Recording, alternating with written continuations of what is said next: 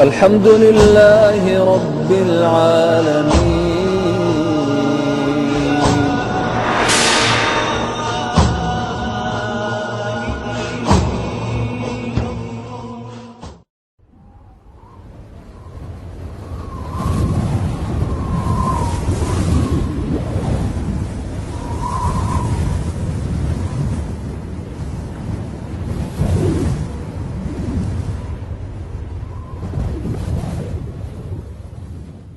بسم الله الرحمن الرحيم.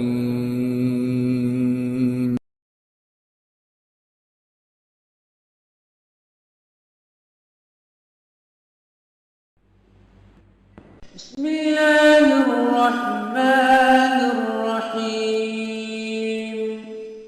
شروع اللہ کے نام سے جو بڑا مہربان نہایت رحم والا ہے. للفقراء المهاجرين الذين أخرجوا من ديارهم وأموالهم يبتغون فضلا من الله ورضوانا وينصرون الله ورسوله أولئك هم الصادقون. والذين تبوأوا الدار والإيمان من قبلهم يحبون من هاجر إليهم ولا يجدون في صدورهم حاجة مما أوتوا ويؤثرون على أنفسهم ولو كان بهم خصاصة ومن يوق شح نفسه فأولئك هم المفلحون. والذين جاءوا من بعدهم يقولون ربنا اغفر لنا ولإخواننا الذين سبقونا بالإيمان ولا تجعل في قلوبنا غلا للذين آمنوا ربنا إنك رؤوف رحيم. ونؤمن به ونتوكل عليه ونعوذ بالله من شرور أنفسنا ومن سيئات أعمالنا. من يهده الله فلا مضل له ومن يضلله فلا هادي له وأشهد أن لا إله إلا الله وأشهد أن محمدا عبده ورسوله. يا أيها الذين آمنوا اتقوا الله حق تقاته ولا تموتن إلا وأنتم مسلمون. يا أيها الناس اتقوا ربكم الذي خلقكم من نفس واحدة وخلق منها زوجها وبث منهما رجالا كثيرا ونساء واتقوا الله الذي تساءلون به والأرحام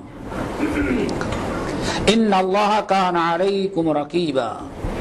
يا أيها الذين آمنوا اتقوا الله وقولوا قولا سديدا يصلح لكم أعمالكم ويغفر لكم ذنوبكم ومن يطع الله ورسوله فقد فاز فوزا عظيما. أما بعد فإن خير الحديث كتاب الله وخير الهدي هدي محمد صلى الله عليه وسلم وشر الأمور محدثاتها وكل محدثة بدعة وكل بدعة ضلالة وكل ضلالة في النار. فأعوذ بالله السميع العليم من الشيطان الرجيم. بسم الله الرحمن الرحيم. للفقراء المهاجرين الذين أخرجوا من ديارهم وأموالهم يبتغون فضلا من الله ورضوانا وينصرون الله ورسوله أولئك هم الصادقون. والذين جاءوا من بعدهم يقولون ربنا اغفر لنا ولإخواننا الذين سبقونا بالإيمان ولا تجعل في قلوبنا غلا للذين آمنوا ربنا إنك رؤوف رحیم۔ بزرگان دین اور دینی بھائیوں، اسلامی ماؤں اور بہنوں، جس موضوع پر آج گفتگو ہوگی، جیسے کہ اعلان کیا گیا تھا، کربلا کی حقیقت اور اس کے وجوہات اور اسباب۔ پہلے ایک چیز بتا دیں کہ ممکن ہے کہ جو باتیں ابھی ہم سے آپ سنیں یا ہم بتائیں کتاب و سنت اور معتبر تاریخی معلومات کی روشنی میں، ممکن ہے کہ آپ کو یہ ساری چیزیں بالکل نئی لگیں، اور جو کربلا کے افسانے سنے ہیں ممکن ہے کہ ان کا کوئی تذکرہ ہی ہم نہ کریں، اور بالکل آپ سوچیں کہ میں نے تو کچھ اور سنا تھا اور یہاں کربلا کی حقیقت کچھ اور ہے۔ تو پہلے یہ چیز ذہن نشی کریں کہ کربلا کی حقیقت اور کہانی اور اس کی داستانیں جو لکھی گئی ہیں وہ دو قسم کے لوگوں نے لکھی ہیں۔ نمبر ایک، علماء اہل سنت، علماء اسلام، معتبر مورخین جن کا عقیدہ کتاب و سنت کے مطابق رہا، صحابہ کرام کے نقش قدم پر چلنے والے تھے۔ ایک تو انہوں نے تاریخ لکھی اور پوری حقیقت اور پورے واقعے کو بیان کیا، اور یہ اہل سنت والجماعت اور علماء اسلام کا گروہ وہ ہے جس کو نہ تو حضرت حسن یا حسین سے دشمنی ہے اور نہ یہ عدل و انصاف کا دامن چھوڑنا چاہتے ہیں۔ ان کا مقصد نبی علیہ السلام کے فرمان کے مطابق یا عائشہ تو انزل الناس منازلہم، یہ ہر ایک کو اس کے مقام پر رکھتے ہیں، کیونکہ ہمارے نبی نے ہم کو یہی تعلیم دی ہے۔ نمبر دو، اللہ کا فرمان ہے ان جاءکم فاسق بنبأ فتبینوا، فاسق فاجر غیر معتبر لوگ اگر کوئی خبر دے تو اس خبر کی تمہیں تحقیق کر لینی چاہیے۔ ہمارے علماء اسلام نے اہل سنت والجماعت میں جو تاریخ مرتب کی اور جو داستان اور حقیقت بیان کی، اس سنی سنائی نہیں بلکہ خوب چھان پھٹک کر کے اور تحقیق کر کے لکھی ہے۔ انہی کی تاریخ معتبر اور قابل قبول ہوتی ہے۔ نمبر دو، ایک طبقہ دوسرا ہے جس نے حضرت حسن یا حسین، حضرت علی اور حادثے کربلا، ان کے واقعات کو نقل کرنے میں مصنوعی جھوٹی روایات، من گھڑت قصے بنا کر کے پیش کیا، اور کچھ اس انداز سے انہوں نے پیش کیا کہ باقاعدہ اس کو کفر و اسلام کی سب سے بڑی جنگ اور جہاد قرار دیا۔ اور یہ وہ گروہ ہے جن کو تقریباً تمام صحابہ کرام سے عداوت اور نفرت ہے، صرف چند افراد ہیں صحابہ کرام میں سے جن کو وہ مانتے ہیں، جن سے وہ محبت کرتے ہیں بس۔ نعوذ باللہ من ذالک، ابو بکر، عمر، حضرت عثمان، ازواج مطہرات، اکثر زیادہ سے زیادہ جتنے صحابہ ہیں تقریباً سب کو نعوذ باللہ وہ مرتد اور کافر سمجھتے ہیں۔ ان کا ایک خاص انداز فکر ہے، انہوں نے یہ داستان جو مرتب کیا، بیان کیا، تو من گڑھت روایات اور جھوٹے واقعات پر مبنی ہیں، ان کا حقیقت سے کوئی تعلق نہیں ہے، غیر معتبر ہیں۔ اور پھر بڑا خسارہ یہ ہوا کہ ہمارے بہت سارے اہل سنت والجماعت کی عوام تحقیق کرنے کے بجائے سنے سنائے ان کی داستانیں، چونکہ اس میں ذرا مرچ مسالہ لگا کر کے کچھ زیادہ ٹیسٹ پیدا کر دیا گیا ہے، اور کچھ زیادہ آنسو بہانے اور سینہ پیٹنے کا اور کچھ اور حالات نظر آتے ہیں، اسی لیے وہ لوگ بہت ہی زیادہ اس کو دلچسپی سے سنے اور اسی کو ہمارے اہل سنت والجماعت میں پھیلا دیا۔ ہم جو بیان کریں گے اہل سنت والجماعت، اصحاب صحاح ستہ، ہمارے مورخین اسلام، جن کا عقیدہ، جن کا نظریہ اسلامی صحابہ کرام کے منہج کتاب و سنت کے مطابق ہے، اللہ تعالی ہم سب کو قول حق اور قول سدید کی کہنے اور قبول کرنے کی توفیق نصیب فرمائے۔ داستان کربلا سمجھنے کے لیے پہلے 2-3 بڑی بنیادی باتیں سمجھ لینا ضروری ہے۔ نمبر 1، ہم اہل سنت والجماعت کا عقیدہ یہی ہے کہ جتنے صحابی تھے ہر صحابی کی محبت ایمان کا جز ہے، بلکہ ایمان کا جز تو ہے ہی ہے، ہمارے لیے نجات کا ذریعہ انہیں بنا دیا گیا کہ جن کا عمل، جن کا نظریہ اصحاب رسول اور جماعت صحابہ کے مطابق ہوگی وہی ناجی ہے، باقی سب گمراہ ہیں، چاہے بڑے صحابی ہو یا چھوٹے، ہر ایک صحابی سے محبت ایمان کا جز ہے۔ اور ہمارا اس بات پر عقیدہ اور ہمارا اعتقاد ہے کہ آخری نبی محمد صلی اللہ علیہ وسلم کے بعد قیامت تک آنے والے مسلمانوں پر سب سے بڑا احسان جو ہے وہ اصحاب رسول کا ہے، ان سے بڑا احسان دنیا میں کسی اور کا نہیں ہے۔ کیوں؟ انہوں نے اپنے دکھ، درد، تکلیف کے ساتھ نبی علیہ السلام کی لائی ہوئے دین، شریعت، کتاب و سنت کو سیکھا اور پھر انہوں نے آگے بڑھایا۔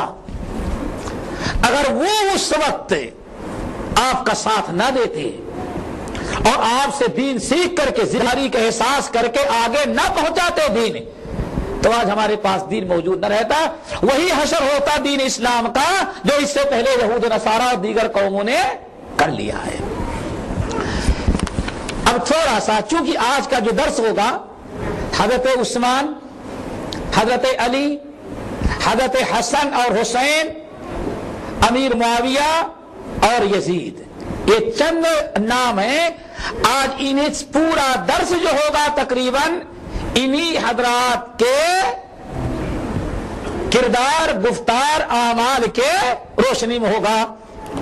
حضرت عثمان، حضرت علی، حضرت حسن، حضرت حسین، امیر معاویہ اور رضی اللہ عنہ اور یزید، اسی لیے بڑے اختصار کے ساتھ پہلے ان میں سے ان حضرات کے متعلق ہم اہل سنت والجماعت کا عقیدہ کیا ہے وہ خصوصی طور پر، ابھی جو میں نے بتایا عمومی طور پر صحابہ کرام، یہ خاص طور سے ان کے متعلق ہمارا کیا نظریہ ہونا چاہیے۔ نمبر 1، سب سے پہلے ہیں حضرت عثمان بن عفان رضی اللہ تعالیٰ عنہ پر، ان کا مقام و مرتبہ پہلے سنیں۔ صحیح بخاری کی روایت ہے، بلکہ صحاح ستہ میں کئی کتابوں پر یہ عثمان بن عفان کا مقام و مرتبہ بڑے اختصار کے ساتھ آپ لوگوں نے سنا ہوگا۔ ایک ہی صحابی ہے جن سے فرشتے بھی حیا کرتے تھے، فرشتے بھی حضرت عثمان بن عفان سے حیا کرتے تھے۔ حضرت عثمان بن عفان عشرے مبشرہ میں سے ہیں اور ان کا مقام و مرتبہ بہت ساری احادیث تم نہیں بیان کر سکتے، صرف ایک حدیث۔ حضرت انس بن مالک رضی اللہ تعالیٰ عنہ کہتے ہیں ایک دن نبی علیہ السلام، آپ کے ساتھ ابو بکر، عمر اور عثمان، یہ چاروں حضرات احد پہاڑ پر چڑھے تھے، احد پہاڑ پر چل رہے تھے۔ اچانک احد پہاڑ جو ہے جھومنے لگا، حرکت میں آ گیا۔ پہاڑ ہے. لیکن جب نبی علیہ السلام اپنے ان 3 ساتھیوں کے ساتھ پہاڑ پر چڑھے اور چلنا شروع کیے تو پہاڑ حرکت میں آ گیا. کیوں حرکت میں آ گیا؟ نبی علیہ السلام کے مقام مرتبے اور آپ کے اصحاب کو اپنے اوپر چلتا ہوا محسوس کر کے اللہ تعالیٰ نے نبی کا ایک معجزہ تھا، اس نے بھی خوشی کا اظہار کیا کہ آج ہمارے اوپر ایسی شخصیتیں بھی چل رہی ہیں. یہ بخاری، مسلم، ترمذی وغیرہ کی روایت ہے. حضرت انس بن مالک رضی اللہ تعالیٰ عنہ کہتے ہیں جب ہلنے لگا، جھومنے لگا تو فرمایا اثبت یا احد، اے احد پہاڑ ٹھہر جاؤ، ٹھہر جاؤ، حرکت نہ کرو. انس بن مالک رضی اللہ تعالیٰ عنہ کہتے ہیں فوراً وہ پہاڑ اپنی جبل احد اپنی جگہ پر ٹھہر گیا. آپ نے فرمایا کیا تجھے معلوم نہیں ہے فَإِنَّمَا عَلَيْكَ نَبِيٌّ وَصِدِّيقٌ وَشَهِيدَانِ، کیا تجھے معلوم نہیں ہے وہ پہاڑ آج تیرے اوپر اس وقت اللہ کے ایک نبی چل رہے ہیں اور ایک صدیق ہیں یعنی ابو بکر. نمبر 2 وَشَهِيدَانِ، اور اس وقت رسول، نبی اور صدیق کے ساتھ ساتھ تیری پیٹھ پر 2 شہید چل رہے ہیں. یعنی شہید سے مراد عمر فاروق اور عثمان ابن عفان رضی اللہ تعالیٰ عنہ. یہ بہت بڑی فضیلت اس میں عثمان بن عفان کی ہے کہ جب عثمان بن عفان اس گروہ میں شامل رہے تو پہاڑ بھی جبل احد بھی مارے خوشی کے جھوم رہا. نمبر 2 نبی علیہ السلام نے حضرت عثمان بن عفان کو بھی شہید ہونے کی بشارت دی تھی. دوسرے صحابی جن کی فضیلت، جن کا تذکرہ آئے گا، حضرت علی بن ابی طالب رضی اللہ تعالی عنہ. نبی علیہ السلام فرماتے ہیں، حضرت علی رضی اللہ تعالیٰ عنہ کہتے ہیں لَقَدْ أَحِدَ إِلَيَّ النَّبِيُّ صلی اللہ علیہ وسلم، اے لوگو نبی علیہ السلام نے باقاعدہ ہم سے وعدہ لیا اور ہم سے وعدہ کیا. اللہ اکبر. یہ حضرت علی کا مقام میں اس لیے بتا رہا ہوں تاکہ کوئی ایسا نہ کہے بھائی یہ قصہ سنے تو معلوم پڑتا ہے کہ ان کے دلوں میں کچھ علی کے متعلق نعوذ باللہ من ذالک. حضرت علی کا مقام کہتے ہیں کہ نبی علیہ السلام نے ہم سے باقاعدہ وعدہ کیا کہ یہ علی سن لو، لا يحبك الا مؤمن ولا يبغضك الا منافق. علی تم سے جو محبت کرے گا سمجھو وہی مومن ہے، تم سے جو نفرت کرے گا وہ پکا منافق ہوگا. بات ختم ہو گئی. حضرت علی کی محبت کو ایمان اور نفاق کا معیار، ایمان و نفاق کا حد فاصل قرار دیا آپ نے. لا يحبك الا مؤمن ولا يبغضك الا منافق. اللہ تعالی حضرت علی کی محبت ہمارے دلوں میں پیوست رکھے. نمبر 3 حضرت حسین یا حضرت حسن اور حسین. آپ نے سنا ہوگا کہ نبی علیہ السلام نے ارشاد فرمایا الحسن والحسین سیدہ شباب اہل الجنہ، تمام جنتی نوجوانوں کے سردار اللہ تعالی حضرت حسن اور حسین کو بنایا ہے. پھر نبی علیہ السلام نے ایک موقع پر ارشاد فرمایا، آپ منبر پر تھے، اے لوگوں سن لو، حضرت حسن رضی اللہ تعالیٰ کو اشارہ کرتے ہوئے ان ابنی ھذا، لوگوں سن لو یہ میرا بیٹا جو ہے بیٹھا. آپ نے نواسے کو بیٹا کہا. اے لوگوں ان ابنی ھذا، یہ میرا بیٹا جو حسن بیٹھا ہوا ہے، یصلح اللہ علی یدیہ بین فئتین عظیمتین،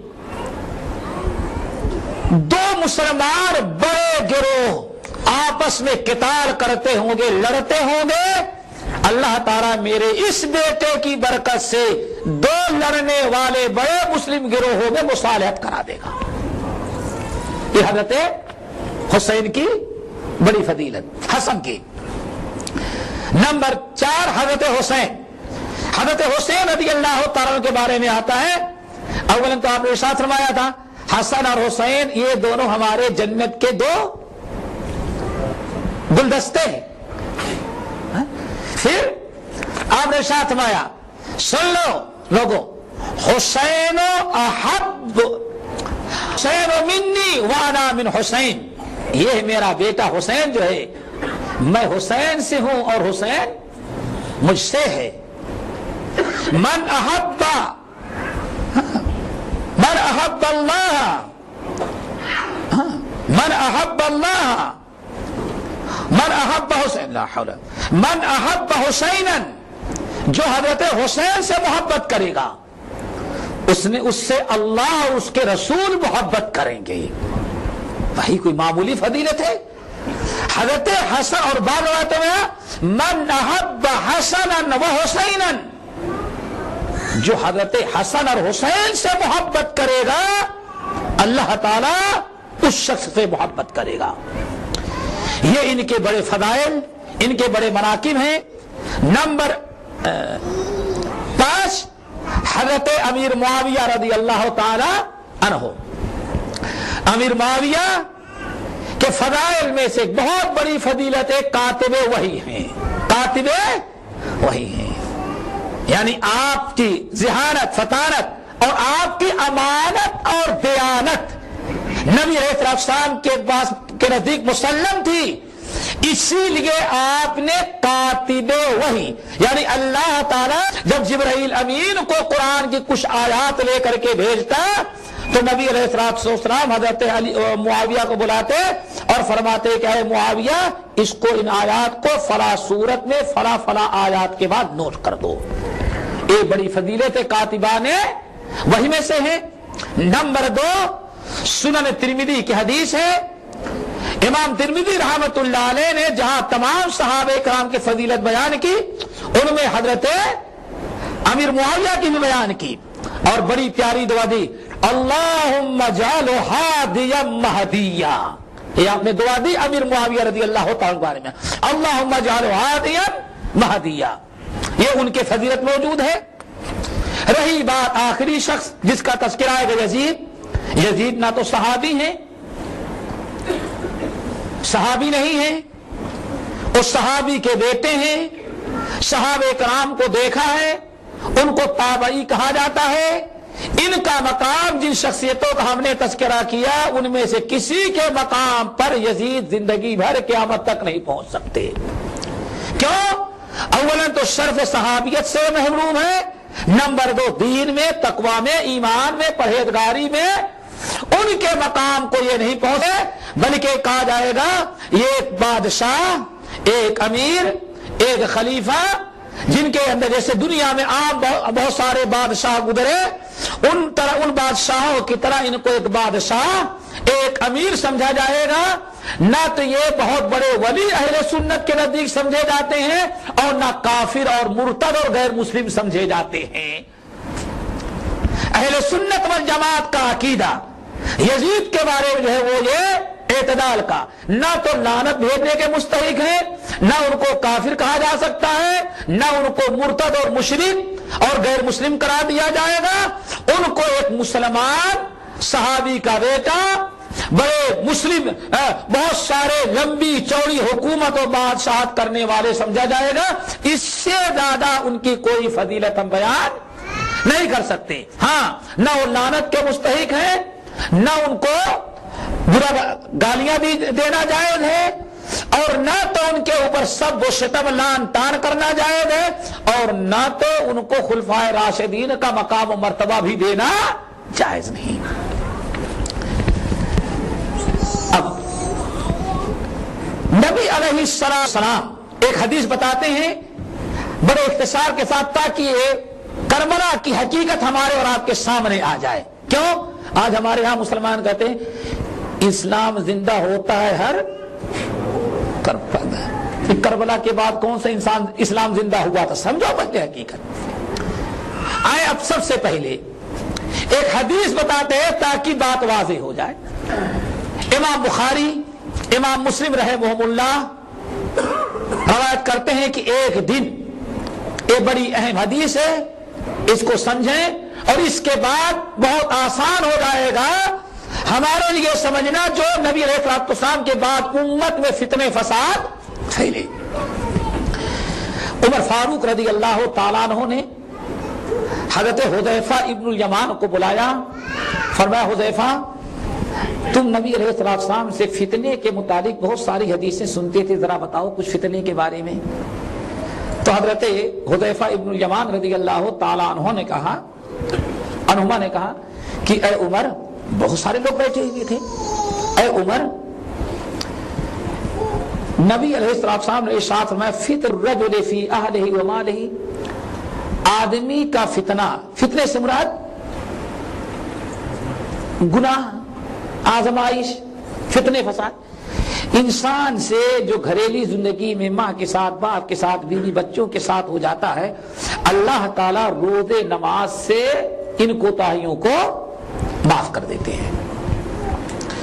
عمر فاروق رضی اللہ تعالیٰ نے کہا کہ یا حذیفہ، تو حذیفہ یہ فتنے نہیں پوچھ رہا ہوں، میں تم سے ان فتنوں کے بارے میں پوچھا ہوں تموج کا موج البحر، میں تم سے ان بڑے بڑے فتنوں کے بارے میں پوچھ رہا ہوں جو فتنے اتنے بڑے اور اتنے کثرت سے ہوں گے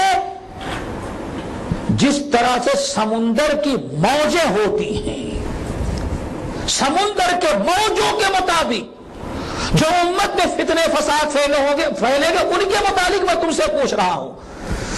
اس موقع پر حذیفہ ابن الیمان رضی اللہ تعالیٰ عنہ نے ایک حدیث بیان کی اور کہا کہ بات اصل یہ ہے امیر المومنین، ان فتنوں کے بارے میں جو آپ پوچھ رہے ہیں تو اس کی حقیقت یہ ہے کہ نبی علیہ السلام نے ارشاد فرمایا اللہ تعالیٰ نے ایک دروازہ فتنوں کے آنے اور فتنے فساد سے کو روکنے کے لیے ایک دروازہ اللہ تعالیٰ نے لگا دیا ہے، اور جس دن وہ دروازہ ٹوٹ یا توڑ دیا جائے گا، جس دن وہ دروازہ توڑ دیا جائے گا اسی دن وہ فتنے امت میں پیدا ہو جائیں گے بڑے بڑے جو سمندر کے طوفان اور سمندر کے موجوں کے مانند ہوں گے۔ عمر فاروق بڑے ہوشیار تھے۔ حذیفہ تم نے اچھی طرح حدیث سنی تھی؟ بلا میں نے خوب اچھی طرح سے سنا تھا۔ اللہ کے رسول نے کیا فرمایا تھا؟ یفتح اور یکسر، کیا فرمایا تھا؟ اللہ کے رسول نے فرمایا دروازہ کھول دیا جائے گا کہ دروازہ توڑ دیا جائے گا۔ حذیفہ ابن الیمان نے کہا کہ امیر المومنین ہم نے اچھی طرح سے یاد رکھا ہے، اللہ کے رسول نے فرمایا تھا دروازہ توڑ دیا جائے گا، کھولا نہیں جائے گا۔ عمر فاروق نے کہا اس کا مطلب دروازہ جب توڑ دیا جائے تو لن یغلق ابدان، پھر تو دروازہ کبھی بند ہونے والا نہیں۔ کیوں؟ دروازہ کھول دیں گے تو بھائی جاتے ہوتے بند کر دیں گے، اور توڑ ڈالیں گے تو کیا بند ہوگا؟ عمر فاروق کی ذہانت اذا لن یغلق ابدان۔ ارے حذیفہ، اللہ کے رسول نے فرمایا توڑ دیا جائے گا، تب تو سمجھو کہ دروازہ ٹوٹ جانے کے بعد اب دروازہ بند نہیں ہوگا تو فتنے ہمیشہ آتے رہیں گے۔ تمام اہل علم نے اور بعض روایات کی روشنی میں یہ بتایا گیا کہ وہ دروازہ جو تھا امیر المومنین عمر ابن الخطاب تھے، وہ دروازہ جس سے سارے فتنے بند تھے وہ امیر المومنین عمر ابن الخطاب تھے۔ اللہ اکبر، یہ عمر فاروق کی بڑی فضیلت ہے۔ اور جب ان کو شہید کر دیا گیا، عمر فاروق بیمار ہو کر کے نہ انتقال کیے بلکہ ان کو دروازہ کھولا نہیں گیا بلکہ دروازہ توڑ دیا گیا۔ جب دروازہ توڑ دیا گیا، عمر فاروق کو شہید کر دیا گیا، اب اس کے بعد سے فتنے امت میں عام ہو گئے۔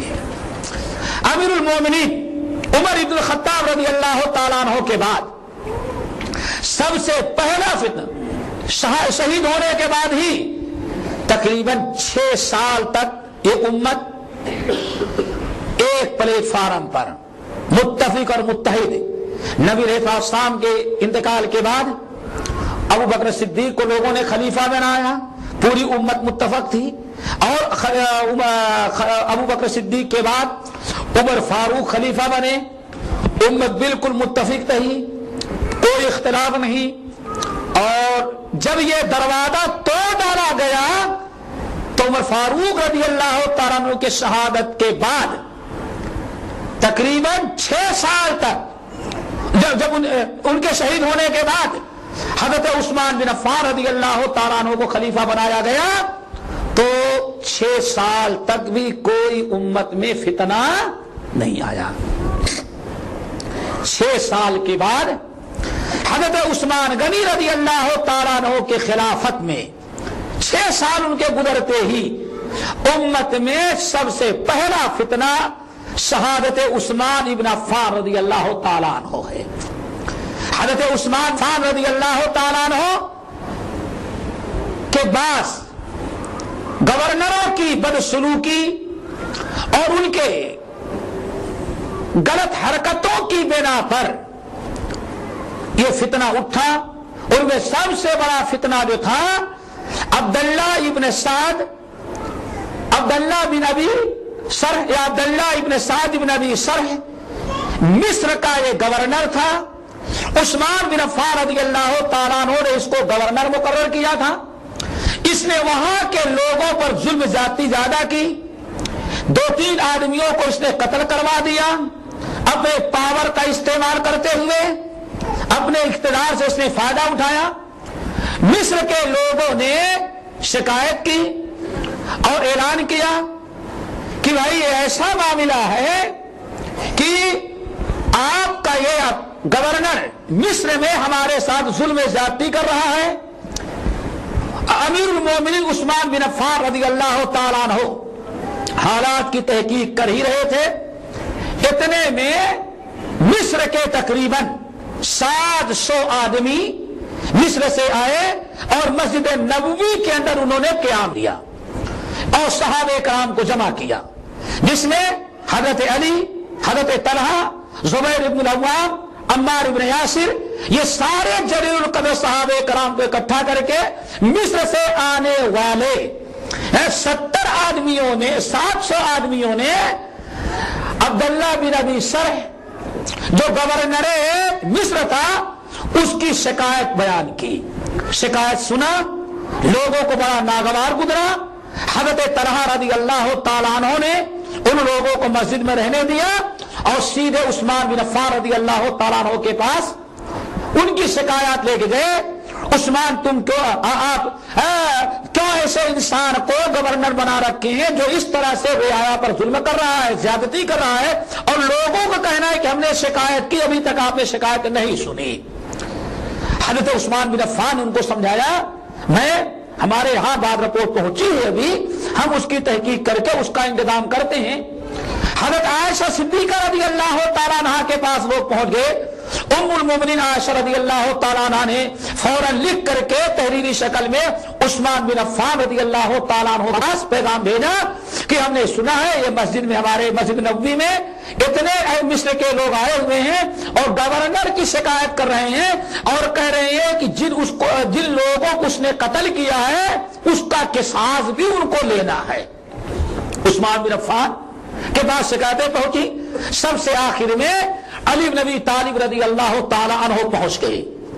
अली बिन अबी तालिब रज़ी अल्लाह तआला अन्हु पूरे आए हुए मिस्र के अफराद और दीगर इलाकों से जो लोग आ गए थे, सब की जिम्मेदारी ली, मैं तुम्हारे मामलात को अमीरुल मोमिनीन से जाकर के हल करता हूं।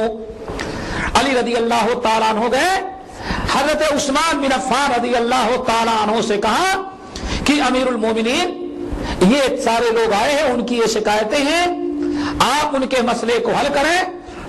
उस्मान बिन अफ़्फ़ान रज़ी अल्लाह तआला अन्हु ने बिल्कुल, चूंकि हज़रत तलहा, हज़रत आयशा का पैगाम पहुंच चुका था, अमीरुल मोमिनीन अली बिन अबी तालिब रज़ी अल्लाह तआला अन्हु जब गए तो हज़रत अली रज़ी अल्लाह तआला अन्हु ने कहा कि अली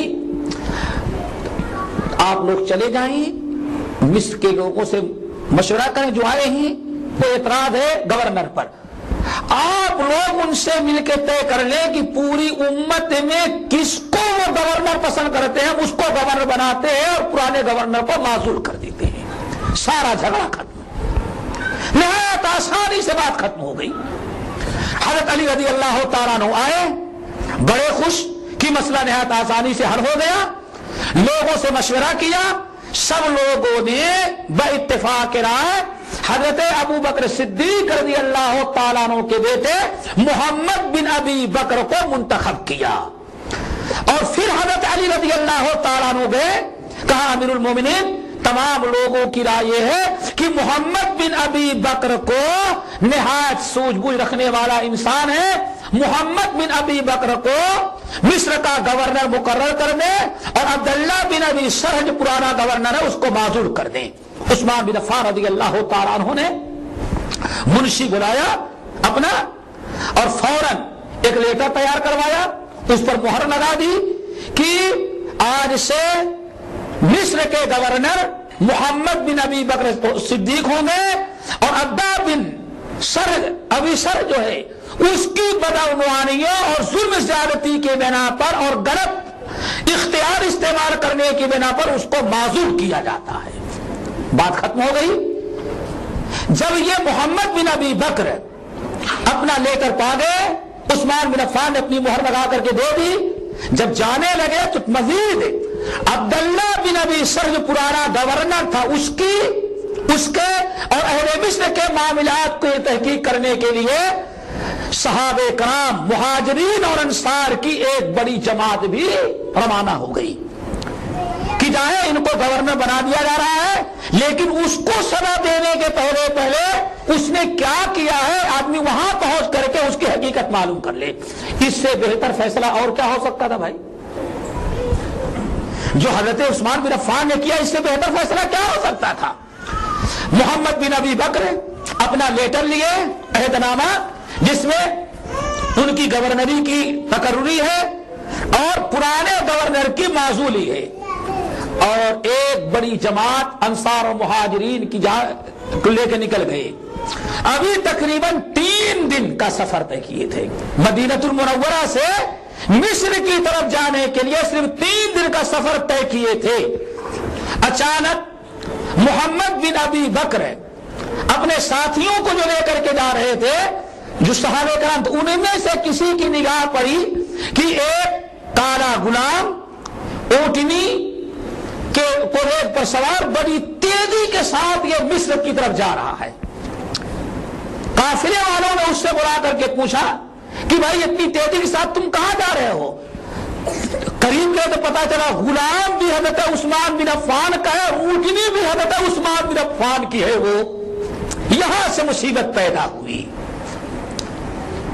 ابھی نیا گورنر مصر نہیں پہنچا، پرانے گورنر کو معزول ہونے کی اطلاع نہیں، 3 دن کا سفر طے کر کے ابھی مصر کی طرف گئے تھے۔ اتنے میں قافلے والے جو جا رہے تھے نئے گورنر کے ساتھ، کسی کی نگاہ پڑی کہ ایک آدمی اونٹنی پر سوار جا رہا ہے۔ جا کر کے لوگوں نے پکڑا، بھائی تم کون ہو؟ میں مدینے سے جا رہا ہوں۔ کہاں جا رہے ہو؟ میں مصر جا رہا ہوں۔ اب پکڑنے والے نے سوچا کہ ہم لوگ تو جا رہے ہیں، یہ کون سا مصر جا رہا ہے؟ کہا مصر کیا کرنے کے لیے جا رہے ہو؟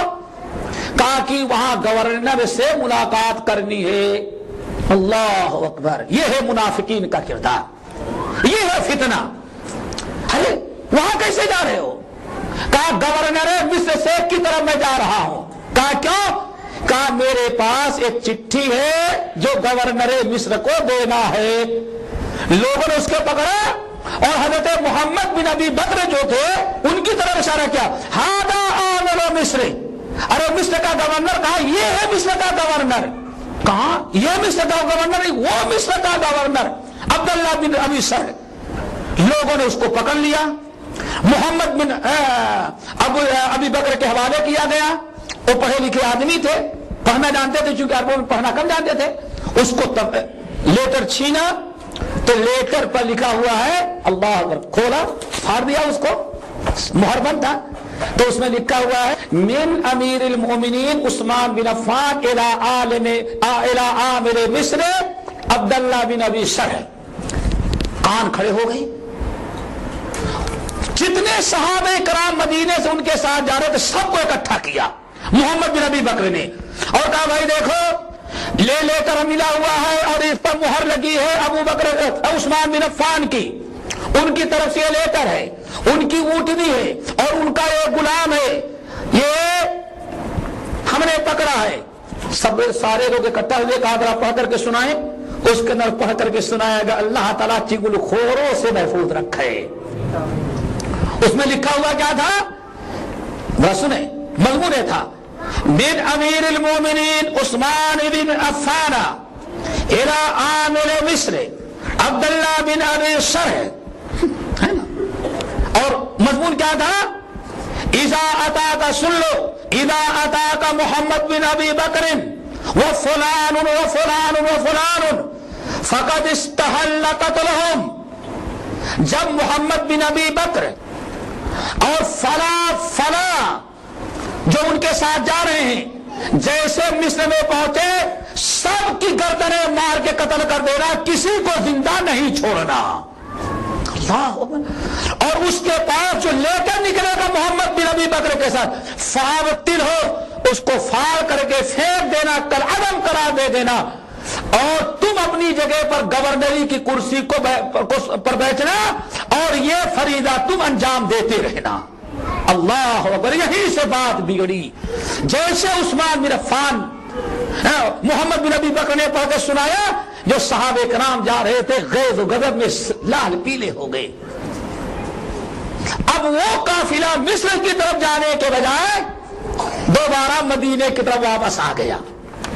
آتے ہی مدینے میں تمام صحابہ کرام جو تھے, طلحہ, زبیر, علی رضوان اللہ مجمعین, ان تمام لوگوں کو اکٹھا کیا گیا اور وہ لیٹر پڑھ کر کے سنا دیا گیا.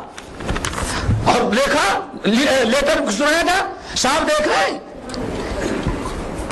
یہ ان کی مہر ہے, وہ لیٹر ہے اور ان کا سب کچھ ہے, اور ابھی تک گورنر کو معزول نہیں کیا بلکہ مزید نئے گورنر کو مقرر کر کے اتنے صحابہ کرام کو قتل کر دینے کا آرڈر نافذ کر دیا.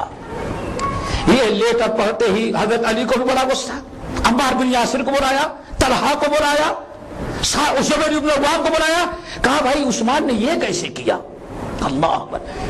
اب پوری پبلک عثمان بن عفان کے خلاف, لیکن امیر المومنین علی بن ابی طالب رضی اللہ تعالیٰ عنہ اٹھے اور کہا کوئی نہ بیٹھے, سب یہاں رہیں. زبیر چلو, عمار بن یاسر تم چلو. چند مخلصین کو لیا اور حضرت عثمان بن عفان کے پاس پہنچ گئے. حضرت عثمان بن عفان کے پاس کہا کہ یا امیر المومنین, اے عثمان بن عفان امیر المومنین, یہ خط تمہارا ہے. کہا کہ کون سا خط, یہ دکھلایا. کہا نہیں خط تمہارا. کہا اچھا بتائیں. ہادل غلام و غلاموں کا, غلام کو پکڑ کے لے گئے. یہ غلام کس کا ہے؟ کہا ہمارا غلام ہے. کہا یہ اونٹنی کس کی ہے؟ ہادل بہیرو بہیرو کا, یہ اونٹنی کس کی ہے؟ کہا ہماری ہے. کہا اچھا غلام بھی آپ کا ہے اور اونٹنی بھی آپ کی ہے. کہا اچھا یہ سیاہی جو استعمال کی گئی ہے یہ بھی تمہاری. کہا سیاہی بھی تو ہماری ہی ہے. کہا اچھا اس پر جو مہر لگی ہوئی ہے وہ ہادل خاتم و خاتموں کا, غلام آپ کا ہے, اونٹنی آپ کی ہے اور مہر بھی آپ کی لگی ہے, سیاہی بھی آپ کی ہے. یہ خط کس کا ہے؟ عثمان بن عفان کا. اللہ کی قسم نہ میں نے لکھا ہے اور نہ میں نے لکھنے کا حکم دیا ہے. حضرت علی رضی اللہ تعالیٰ عنہ, ادھر حضرت زبیر بن العوام, طلحہ, عمار بن یاسر, یہ سارے لوگ حیرت میں پڑ گئے. ارے کس بدماش نے اتنا بڑا غلط کام کر ڈالا. عثمان بن عفان پریشان, مہر ان کی لگی ہوئی, غلام ان کا, اونٹنی ان کی, سیاہی ان کا, مہر ان کا. ارے عثمان بن عفان پریشان, کہتے اللہ کی قسم یہ میرا لکھا ہوا نہیں ہے. حضرت علی کہتے ہیں یا عثمان, هذا الخاتم خاتمك, هذا الغلام غلامك, هذا البعير بعيرك,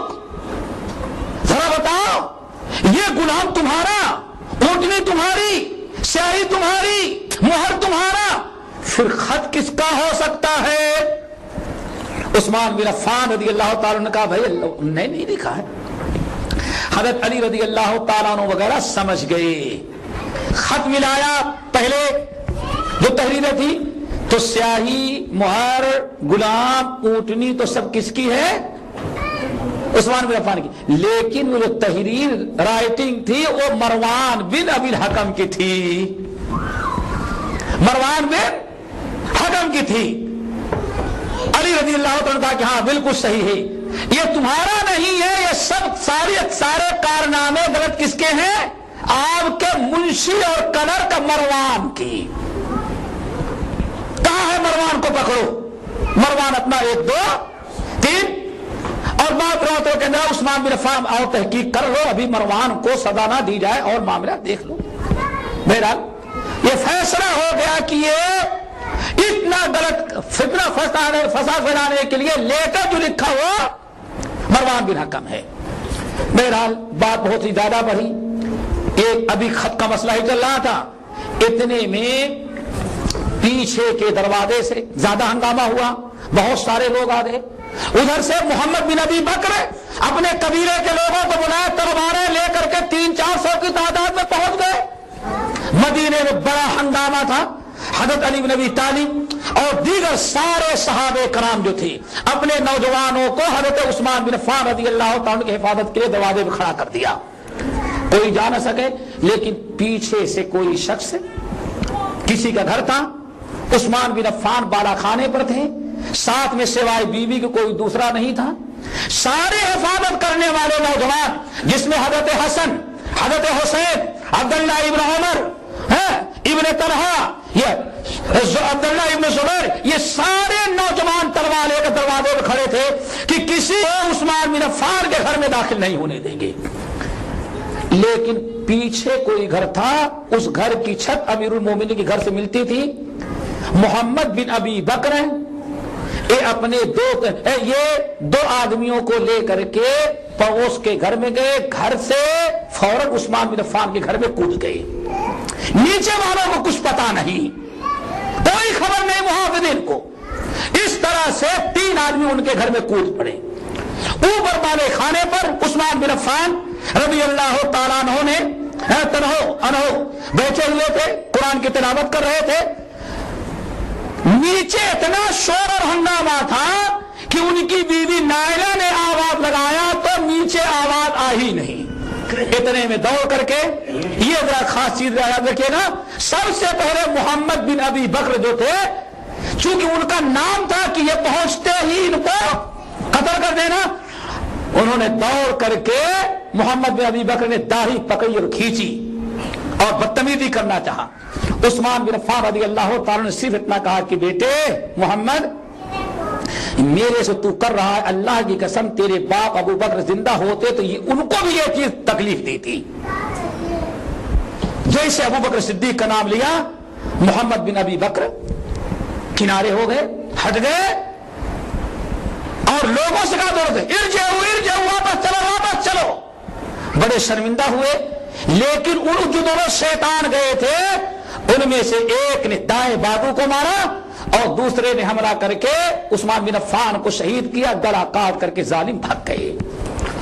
हज़रत नायला ने जब देखा कि उनकी बीवी नायला नाम था, आवाज कोई नहीं सुन रहा है, फौरन बालकनी में आकर के आवाज लगाई। इतने में दोनों कातिलीन जो थे जिस रास्ते से आए थे उस रास्ते से भागने में कामयाब हो गए। बालकनी से आवाज लगाई, अरे लोगों क्या कर रहे हो, अमीरुल मोमिनीन को शहीद कर डाला। हजरत हसन हुसैन सारे लोग गए, कब सिवाय लाश के जवाब गर्दन अड़क पड़ी है और लाश अड़क पड़ी है। ये खबर हजरत अली इब्न अबी तालिब रज़ी अल्लाह तआला अन्हु को पहुंची। फौरी तौर पर अली रज़ी अल्लाह तआला अन्हु आए, ऊपर गए, इन्ना लिल्लाह और नीचे उतर करके उनकी सख्त किस्म की सरजनिश की, बल्कि हजरत हुसैन को घूंसा मारा कि तुम लोग क्या कर रहे थे, कैसे उस्मान बिन अफ़्फ़ान तक पहुंच गए। लोगों ने कहा कि अमीरुल मोमिनीन वो पीछे से आए, हम लोगों को पता नहीं चला, बहरहाल जो कुछ होना था हुआ। इस तरह से पहला फितना ये मैं इसलिए बता दे रहा हूं कि हजरत हुसैन کربلا کی پوری کہانی انہیں اسی واقعے پر موقوف ہے۔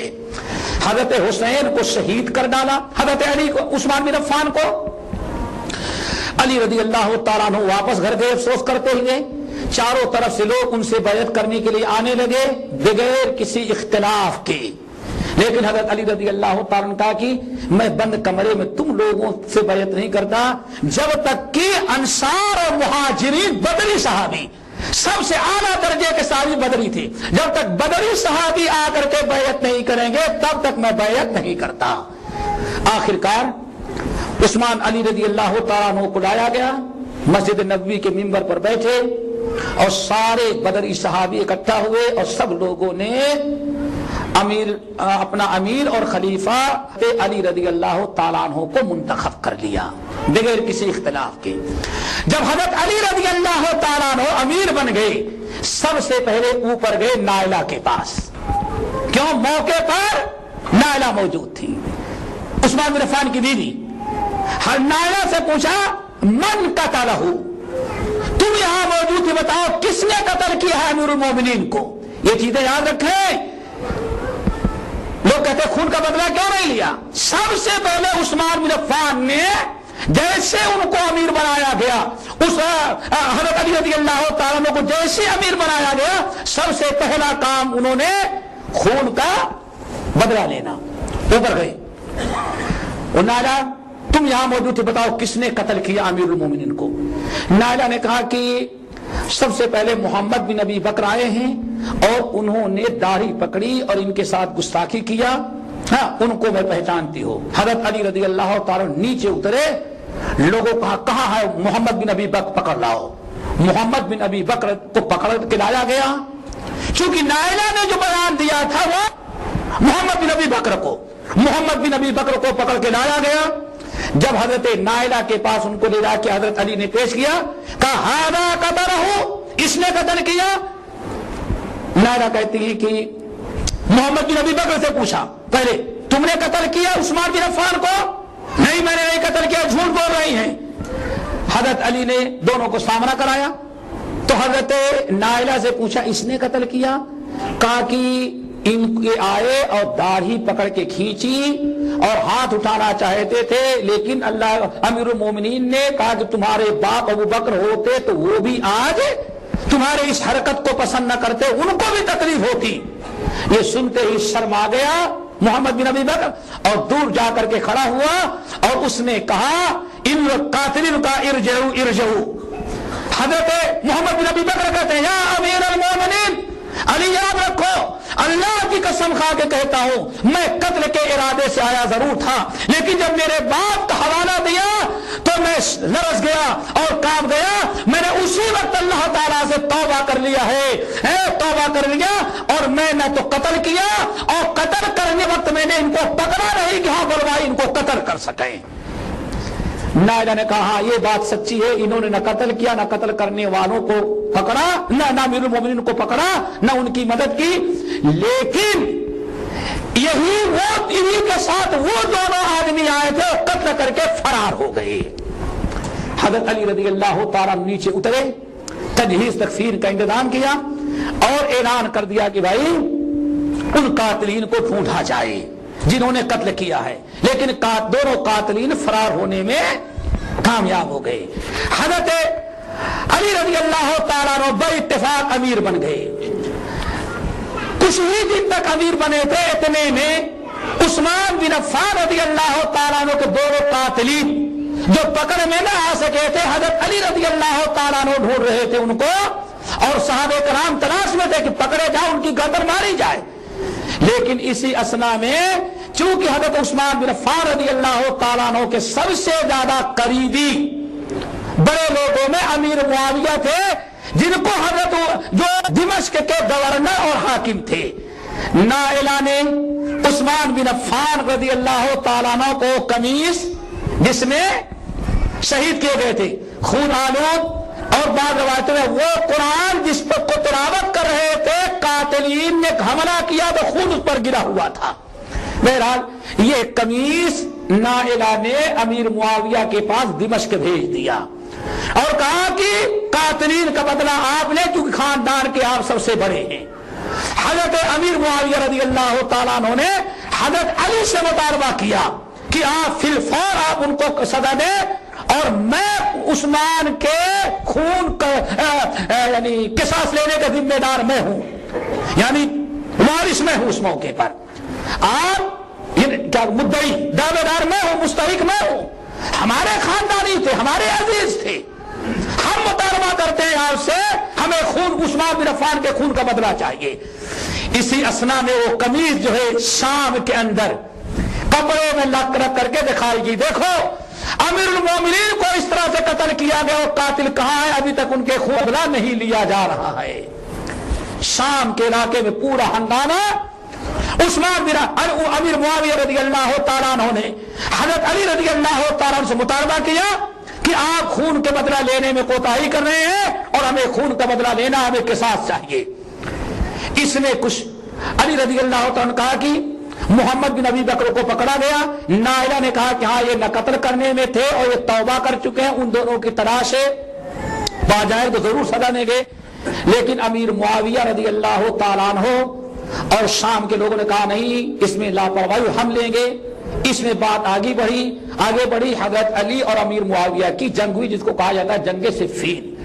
اس جنگ کے اندر کافی قتل و قتال کے بعد مصالحت یہ ہوئی، پوری اسلامی حکومت دو حصوں میں تقسیم ہو گئی، کوفہ، مکہ، مدینہ، یمن، ان سارے علاقوں میں حضرت علی اور امیر معاویہ رضی اللہ تعالیٰ عنہ کو لوگوں نے شام وغیرہ کا اپنا امیر بنا لیا۔ اس طرح سے مصالحت ہو گئی اور دونوں اپنی اپنی جگہ پر حکومت کر رہے تھے۔ حضرت علی رضی اللہ تعالیٰ عنہ شہید کر دیے گئے تو اہل کوفہ نے علی رضی اللہ تعالیٰ عنہ کے بیٹے حضرت حسن کو ان کی جگہ پر خلیفہ اور امیر بنایا۔ 6 مہینے تک حکومت کی حضرت حسن نے، لیکن اہل کوفہ نے حضرت امیر معاویہ کے خلاف جنگ کرنے پر آمادہ کیا، بہت کوشش کی۔ حضرت حسن رضی اللہ تعالیٰ عنہ نے ایک بڑی سے فوج تیار کیا اور امیر معاویہ کی طرف روانہ ہوئے شام کی طرف۔ امیر معاویہ کو پتا چل گیا، ادھر سے وہ بھی ایک بڑی فوج لے کر کے مقابلے کے لیے آئے، لیکن جب فوجیں دونوں قریب ہوئی تو امیر معاویہ رضی اللہ تعالیٰ نے مصالحت کا پیغام بھیجا اور حضرت حسن نے مصالحت پر رضامندگی ظاہر کی اور کہا کہ ایسا ہے کہ میں دستبردار ہو جاتا ہوں، آپ پوری دنیا کے مسلمانوں کے امیر تنہا رہیں گے۔ یہ سارا جھگڑا ختم۔